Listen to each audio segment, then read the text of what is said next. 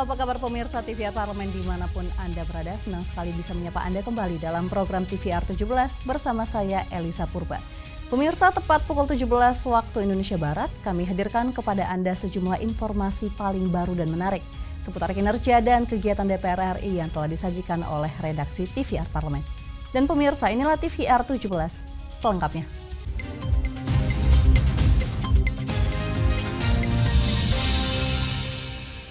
Kita awali TVR 17 sore ini dari berita Komisi 11 DPR RI yang menekankan integritas dan kredibilitas dalam pengujian calon anggota Badan Supervisi LPS menjadi faktor penting untuk memelihara kebijakan yang dapat menstabilkan sistem perbankan.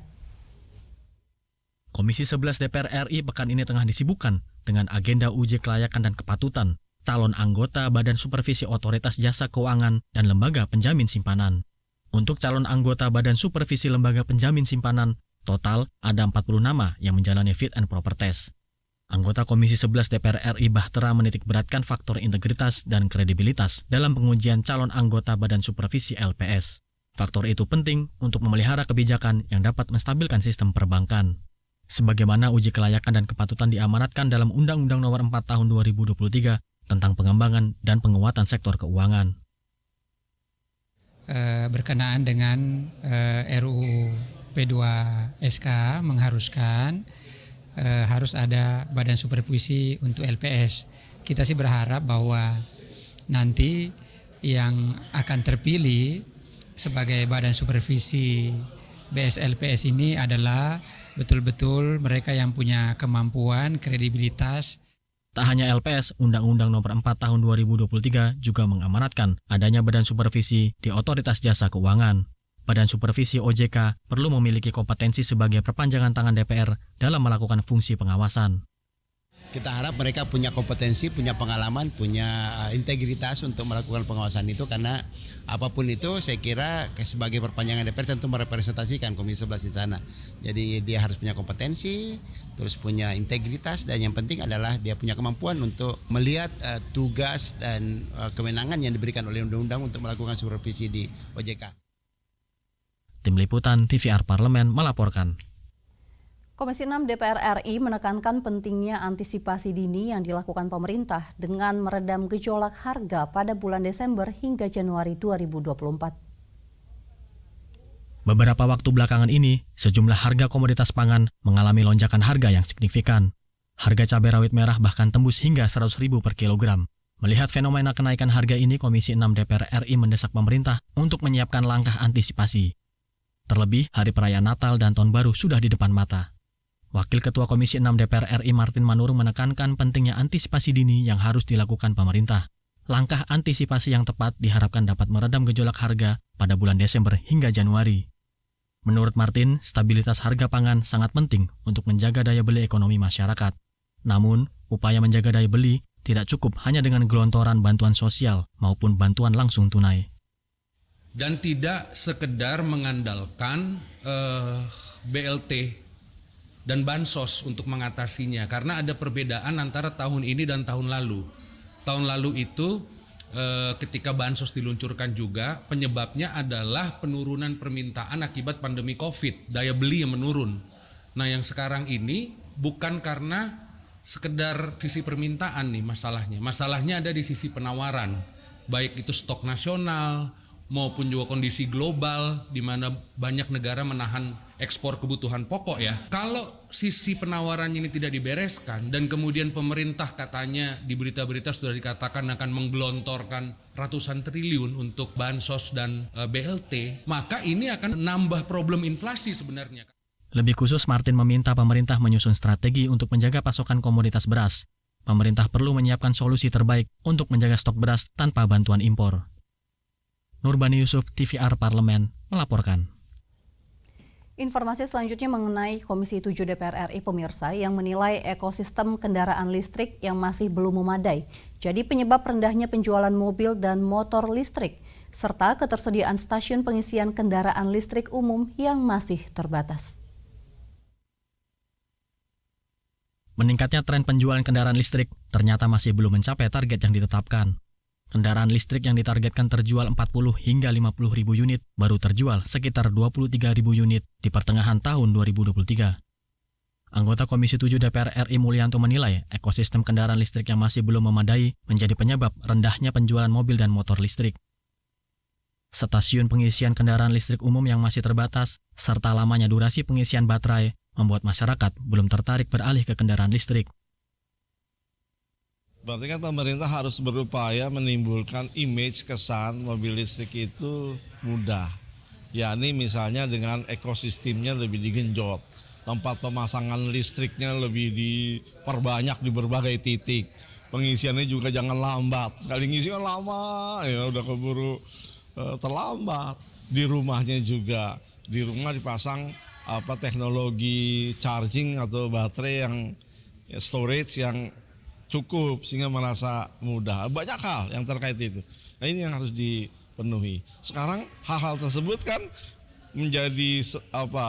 menjadi sesuatu yang terpisah-pisah lalu direkognisi oleh masyarakat. Ribet, susah. Itu yang muncul. Belum ada perasaan gampang nih, enak nih. Seperti itu. Mulyanto menambahkan, hadirnya mobil hybrid turut menjadi salah satu penyebab penjualan kendaraan listrik belum mencapai target. Kemudahan dalam pemakaian serta fitur-fitur yang ditawarkan membuat masyarakat lebih memilih kendaraan hybrid. Ken dan Julian, TVR Parlemen melaporkan. Pemirsa, Komisi 8 DPR RI bersama dengan pemerintah telah menyepakati besaran rata-rata biaya penyelenggaraan ibadah haji atau BPIH tahun 2024 sebesar Rp93,4 juta untuk jemaah haji reguler, di mana angka ini mulanya diusulkan oleh Kementerian Agama Republik Indonesia di angka Rp105 juta per jamaah. Dan informasinya akan kami hadirkan sesaat lagi, tetaplah di TVR 17.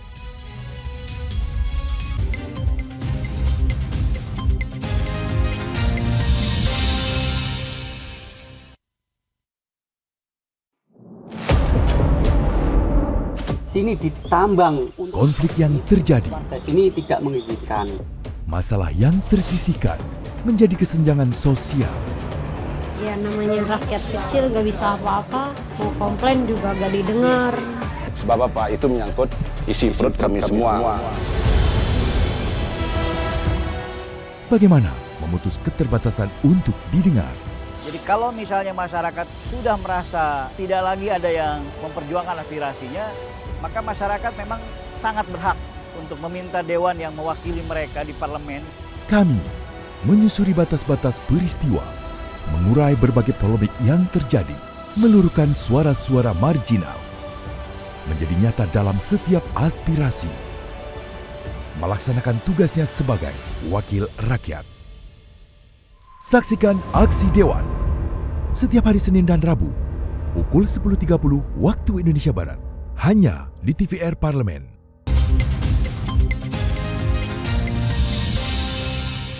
Anda kembali menyaksikan TVR 17. Pemirsa, Ketua Komisi 8 DPR RI Ashabul Kafi menjelaskan, dengan ditekannya BPIH tahun 2024, rincian beban biaya perjalanan ibadah haji menjadi 56 juta per calon jemaah.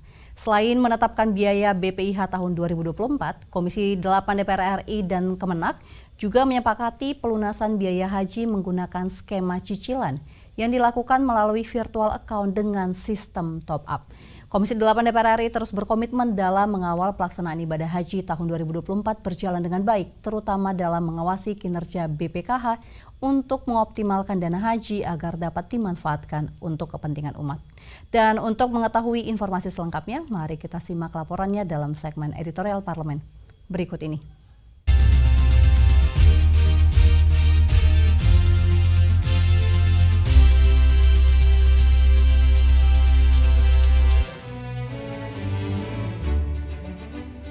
Komisi 8 DPR RI bersama dengan pemerintah telah menyepakati besaran rata-rata biaya penyelenggaraan ibadah haji atau BPIH tahun 1445 Hijriah sebesar Rp93,4 juta untuk jemaah haji reguler. Mulanya, Kementerian Agama Republik Indonesia mengusulkan Rp105 juta per jamaah untuk besaran BPIH tahun 2024. Usulan angka Kemenak akan membuat nilai BPIH tahun 2024 melonjak hingga 16% dari nilai BPIH tahun 2023, yaitu sebesar Rp90 juta per jamaah. Atas usulan tersebut, Komisi 8 DPR RI menolak tegas usulan Kemenak atas kenaikan biaya BPIH karena dianggap akan memberatkan para calon jemaah haji. Komisi 8 DPR RI terus mendesak pemerintah untuk menekan komponen biaya penyelenggaraan haji, namun tetap mempertahankan kualitas pelayanan kepada jemaah haji. Melalui proses yang panjang, Komisi 8 DPR RI berhasil menekan nilai BPIH menjadi Rp93,4 juta. Angka tersebut lebih rendah sebesar Rp11,6 juta dari usulan Kemenak. Dengan begitu, nilai kenaikan BPIH hanya sebesar 3% dan masih dianggap realistis. Dalam konferensi pers, Ketua Komisi 8 DPR RI Ashabul Kafi menjelaskan, dengan ditekannya BPIH tahun 2024 tersebut, rincian beban biaya perjalanan ibadah haji atau BIPIH tahun 2024 menjadi 56 juta per calon jemaah yang digunakan untuk biaya penerbangan, akomodasi di Mekah, biaya hidup, dan biaya visa. Sedangkan yang bersumber dari nilai manfaat sebesar Rp37 juta atau 40% dari BPIH. Insya Allah kami sudah berupaya semaksimal menemukan angka yang menurut kami sangat rasional. Angka ini tentu kita juga mempertimbangkan dari aspek kemampuan jamaah, tapi juga kita mempertimbangkan dari aspek keberlanjutan keuangan haji. Meskipun nilai BPIH tahun 2024 mengalami kenaikan, Komisi 8 DPR RI menegaskan pentingnya skema cicilan pelunasan biaya haji dalam rapat panja haji, agar para jemaah tidak harus membayar sekaligus biaya pelunasan, sehingga kenaikan biaya haji tidak memberatkan jemaah. Komisi 8 DPR RI dan Kemenak juga menyepakati pelunasan biaya haji menggunakan skema cicilan dengan sistem top-up. Melalui sistem top-up, calon jemaah dapat menyetorkan dana haji sesuai dengan kemampuannya hingga penutupan pelunasan BPIH tahun 2024. Komisi 8 DPR RI terus berkomitmen dalam mengawal pelaksanaan ibadah haji tahun 2024 agar berjalan dengan baik, terutama dalam mengawasi kinerja BPKH untuk mengoptimalkan dana haji. Pertama, nilai manfaat tersebut merupakan hasil dari dana kelolaan yang dikelola oleh Badan Pengelola Keuangan Haji ya. Untuk tahun ini tentu kita harapkan nilai manfaat dari dana kelolaan haji ini bisa dapat dioptimalkan. Menteri Agama Republik Indonesia mengapresiasi kinerja DPR RI dalam mengawal pelaksanaan ibadah haji setiap tahunnya agar dapat berjalan lancar dan memastikan BPKH telah mengelola dana haji dengan presisi. Ini hal yang sangat luar biasa, menunjukkan komitmen DPR untuk terus memberikan pengawalan terhadap pelaksanaan haji dengan baik. Ini 2 minggu loh, dan tentu ini menjadi catatan penting bagi pemerintah untuk bisa melaksanakan pelayanan terhadap jamaah haji yang lebih baik dari tahun-tahun sebelumnya. Penetapan biaya penyelenggaraan ibadah haji tahun 2024 telah diselesaikan Komisi 8 DPR RI dengan baik dan tetap memprioritaskan kepentingan masyarakat, di mana Komisi 8 DPR RI berhasil memangkas usulan kenaikan BPIH 2024 dan mendorong kebijakan skema cicilan pelunasan biaya haji guna meringankan keuangan para jemaah haji, serta mengoptimalkan kinerja BPKH dalam mengelola nilai manfaat.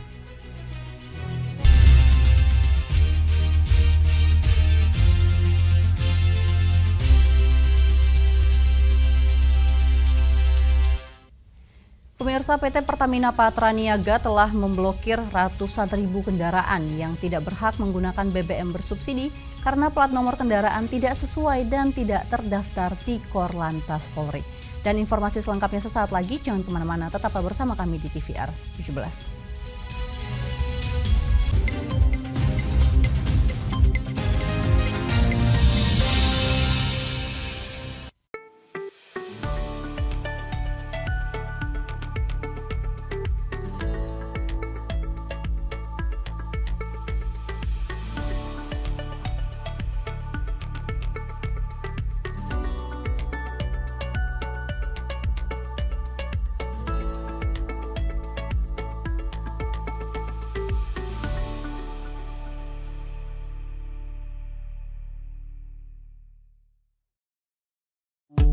DPR RI memiliki fungsi diplomasi dalam menjalankan politik luar negeri sesuai dengan pasal 116 Undang-Undang MD3. Kontribusi aktif BKSAP DPR RI memainkan peranan penting dalam memenangkan persaingan global melalui IPU, IPA, IPPF, AIPA, dan PUIK. BKSAP memiliki komitmen yang tinggi dalam krisis kemanusiaan dunia.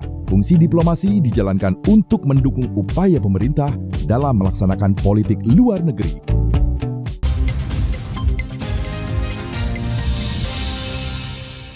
Anda kembali menyaksikan TVR 17. Pemirsa, PT Pertamina Patraniaga mengaku telah memblokir 260.000 kendaraan yang tidak berhak mengisi bahan bakar minyak bersubsidi. Pemblokiran ini dilakukan seiring banyaknya penyalahgunaan jenis BBM tertentu solar dan jenis BBM khusus penugasan Pertalite. Menanggapi hal ini, anggota Komisi 7 DPR RI Sartono mendorong terciptanya sinergi dari semua stakeholders untuk mencegah penyalahgunaan BBM bersubsidi sehingga tepat sasaran. Dan mari kita simak liputan selengkapnya pemirsa bersama rekan kami, Alfat Rizky. Silakan. Baik pemirsa TVR Parlemen dimanapun Anda berada, seperti yang diketahui baru-baru ini PT Pertamina Patraniaga telah memblokir 260.000 nomor kendaraan yang tidak berhak menggunakan BBM bersubsidi. Di mana secara detailnya ini ada 228.000 karena data ini tidak ada di data Korlantas dan 32.000 lainnya ini karena melakukan kecurangan hingga melakukan pemalsuan dokumen, di mana kendaraan-kendaraan ini tidak sesuai dengan penggunaan jenis BBM tertentu atau JPT dan juga jenis BBM yang mendapatkan penugasan khusus yaitu Pertalite. Lalu seperti apa DPR RI mengawal dari kegiatan ini atau permasalahan ini? Sudah bersama saya anggota Komisi 7 DPR RI Bapak Sartono dari fraksi Partai Demokrat untuk daerah pemilihan Jawa Timur 7. Baik Pak, Bapak melihat permasalahan ini seperti apa Pak? Upaya-upaya yang perlu dilakukan oleh PT Pertamina Patraniaga supaya hal-hal seperti ini tidak terjadi lagi Pak. Padahal saat ini kan sistem ini sudah sistem digitalisasi seperti itu Pak. Ya baik, terima kasih. Ini hal yang sangat menjadikan suatu sorotan begitu ya. Kita ketahui negara ya memutuskan ya memberikan program subsidi kepada BBM ya yang Pertalite ya, yang tentu peruntukannya juga sudah ditetapkan begitu. Ini kan juga agar memberikan supporting ya terhadap masyarakat yang betul-betul menggunakan atau mendapatkan fasilitas daripada BBM bersubsidi tersebut. Tentu ini hal yang menarik dan saya pikir keputusan atau kebijakan apa yang dijalankan oleh PT Patraniaga itu hal yang sangat tepat saya pikir. Nah, semua ini kan harus mengikuti regulasi, aturan yang saya pikir sudah diberikan suatu sosialisasi begitu. Dan tentu ke depan perlu juga terus secara secara masif ya terus-menerus untuk sosialisasi siapa-siapa yang berhak untuk menerima daripada subsidi BBM ini. Dan tentu mungkin Patraniaga juga mengadakan suatu kerjasama dengan aparat ya Kepolisian Republik Indonesia, dalam hal ini mungkin Dirlantas misalnya, untuk mengetahui data-data para masyarakat ini yang mendaftarkan ke Pertamina begitu. Dan ini akan terulang lagi nih ya, kalau temuan atau permasalahan yang sudah ditemukan atau dijalankan kebijakan itu kemungkinan akan terjadi untuk para masyarakat itu yang tidak berhak, dia dengan merekayasa latar belakangnya begitu, kendaraannya, surat-suratnya untuk mendapatkan BBM subsidi. Terkait juga dengan langkah PT Pertamina Patraniaga yang sudah melakukan denda Pak ke sejumlah SPBU yang menurut data informasi yang saya dapatkan itu senilai 14,8 miliar secara total Pak. Nah, Bapak melihatnya langkah-langkah seperti ini sudah cukup memberikan efek jera atau ada langkah-langkah seperti apa? Kan yang lebih baik memang kan betul-betul preventif ya. Ya ini kan juga hal-hal ini juga akan terjadi permasalahan lagi. Apakah mereka juga nanti akan membayar begitu kan? Yang penting payung hukumnya ada, ya juga supaya tidak ada permasalahan di kemudian hari. Segala upaya begitu untuk menertibkan begitu, untuk mengurai permasalahan itu ya, untuk juga bagaimana yang berhak itu dapat, bukan yang tidak berhak dapat dengan cara merekayasa ya di dalam surat-suratnya atau aturannya. Jadi yang jelas kami Komisi 7 DPR RI memberikan support dukungan yang mana untuk menjalankan aturan regulasi yang sudah menjadi kesepakatan bersama. Terakhir Pak, singkat saja Pak terkait dengan komitmen Komisi 7 DPR RI untuk mengawal subsidi khususnya BBM yang bersubsidi ini bisa tepat sasaran ke depan. Ya, yang jelas kami kan selalu secara berkala mengadakan rapat dengan pendapat. Dalam hal ini juga dengan mitra terkait ya, di sini ada Pertamina, ada BPH Migas yang mana dia juga badan yang mengawasi ya dari hulu ke hilir bahan bakar bersubsidi ini.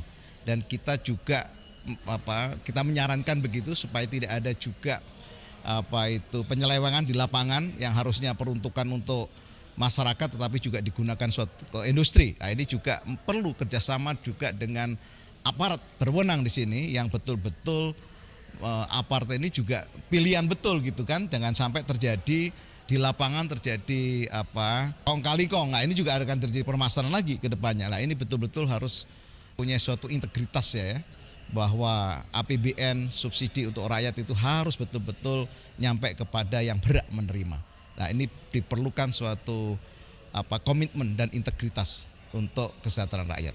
Demikian, terima kasih. Terima kasih Pak Sartono atas waktunya, dan pemirsa itulah wawancara saya dengan salah satu anggota Komisi 7 DPR RI Sartono, di mana tadi Pak Sartono menyampaikan komitmennya bersama dengan Komisi 7 untuk terus mengawal BBM bersubsidi ini agar tepat sasaran dan mendorong juga PT Pertamina Patraniaga ini untuk bersinergi dengan aparat penegak hukum, bisa dari Korlantas dan juga aparat-aparat lainnya untuk bisa mengawal kejadian-kejadian penyelewengan BBM bersubsidi ini tidak terjadi kembali di kemudian hari.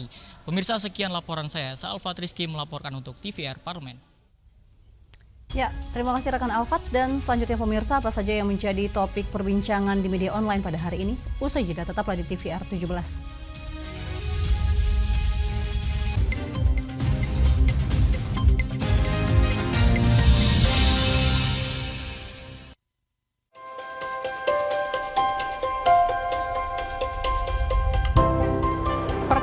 Dalam sejarah Indonesia, tahun 2024 kita mengadakan pemilu serentak, legislatif dan eksekutif baik di tingkat pusat maupun daerah.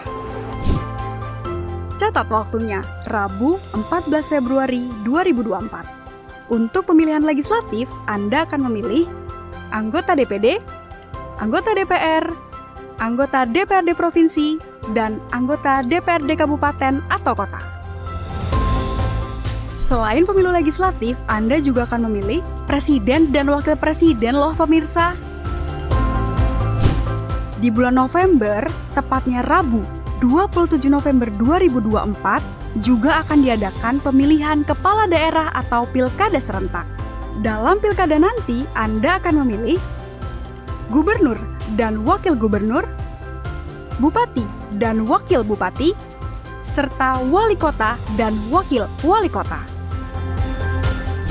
Nah, pemirsa sudah tahu kan waktunya? Kini saatnya Anda untuk mempersiapkan diri. Kenali calon-calon wakil rakyat dan pemimpin Anda dengan baik.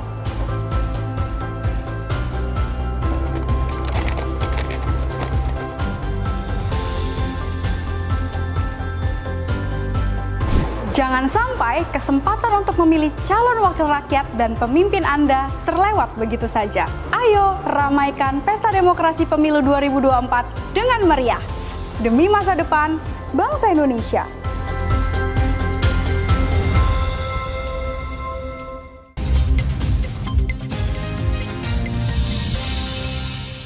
Nah, kembali menyaksikan TVR 17. Ya, pemirsa, kali ini kita masuk ke segmen media nasional. Mari kita simak isu apa saja yang menjadi sorotan media serta tanggapan dari sejumlah anggota dewan.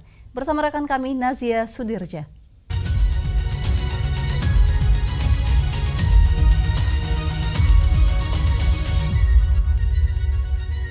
Terima kasih rekan Elisa dan selamat sore pemirsa. Kali ini kita akan membahas berita yang menjadi headline di media online.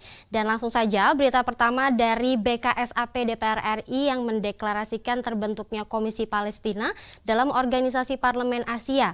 Seperti yang Anda saksikan di layar kaca Anda pemirsa, di sini Ketua Badan Kerjasama Antar Parlemen DPR RI Fadli Zon dipilih menjadi pimpinan sidang oleh Dewan Eksekutif Organisasi Parlemen Asia atau Asian Parliamentary Assembly di Antalya, Turki pada 26 hingga 29 November 2023. Fadlizon memimpin deklarasi berdirinya Komisi Palestina dalam Parlemen Asia dengan menekankan urgensi situasi Palestina terkini. Pada sidang APA ini terbentuk komisi khusus terkait Palestina yang berfokus pada upaya diplomasi parlemen guna mendorong perdamaian, menghentikan perang sekaligus investigasi atas tindak kejahatan perang Israel, serta mendorong kemerdekaan Palestina. Forum ini dihadiri oleh 16 negara anggota Executive Council yaitu Turki, RRC, Rusia, Pakistan, Saudi Arabia, Qatar, Lebanon, Iran, Irak, Kamboja, Bahrain, dan juga Azerbaijan. Oke pemirsa, kita beralih ke berita selanjutnya yang menjadi headline di media online, yaitu Puan soroti pentingnya keamanan negara jelang pemilu. Dapat Anda saksikan di layar kaca Anda pemirsa. Di sini pentingnya keamanan negara yang kondusif jelang pelaksanaan pemilu 2024 ini menjadi sorotan DPR RI. Ketua DPR RI Dr. Honoris Causa Puan Maharani berharap adanya sinergi yang baik antara TNI atau Polri dengan pemerintah guna memastikan keamanan masyarakat. Puan juga menekankan peran penting TNI sebagai komponen utama sistem pertahanan negara dalam membantu pengamanan khususnya di daerah-daerah rawan bentrokan. Semua unsur keamanan dan pertahanan diharapkan dapat memetakan semua daerah yang punya tingkat kerawanan konflik. Tindakan preventif dengan penyuluhan kepada warga dinilai juga harus dimaksimalkan. Oke pemirsa, itu tadi headline di media online pada hari ini terkait dengan BKSAP DPR RI deklarasikan terbentuknya Komisi Palestina dalam Organisasi Parlemen Asia serta Puan soroti pentingnya keamanan negara jelang pemilu. Sekian dari saya, kembali ke rekan Elisa.